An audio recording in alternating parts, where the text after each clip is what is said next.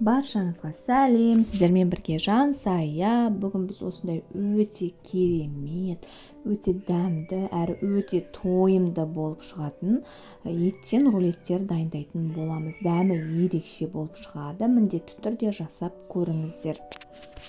Ең алдымен біз рулетті дайындау үшін етімізді дайындаймыз, яғни фаршымызға біз бір жұмыртқамызды және де бір картоп пен пиязымызды жақсылап тұрып үгіттеп аламыз.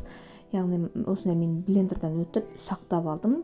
Ұсақтап алғанда жаңағы фаршымызға салып, бір жұмыртқамызды қосып және татымына қарай тұзын қосып жақсылап тұрып араластырып аласыздар.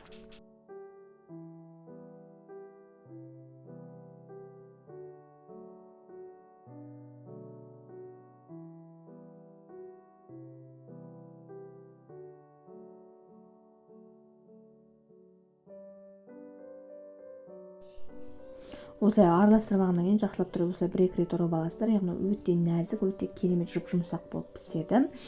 Кейін осы фаршымызды пергамент қағазының немесе фольганың үстіне салып аласыздар. Фольгаға май жағып алыңыздар. Егер фольга қоятын болсаңыздар, жайып аласыздар. Осындай бір келкі қылып, одан кейін жұмыртқамызды тізіп, кейін рулет қылып, видеодағыдай рулет қылып орап аласыздар.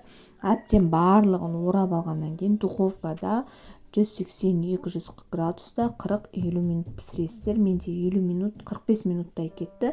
Сіздердің духовкалардың шамасына қарай пісіріп аласыздар.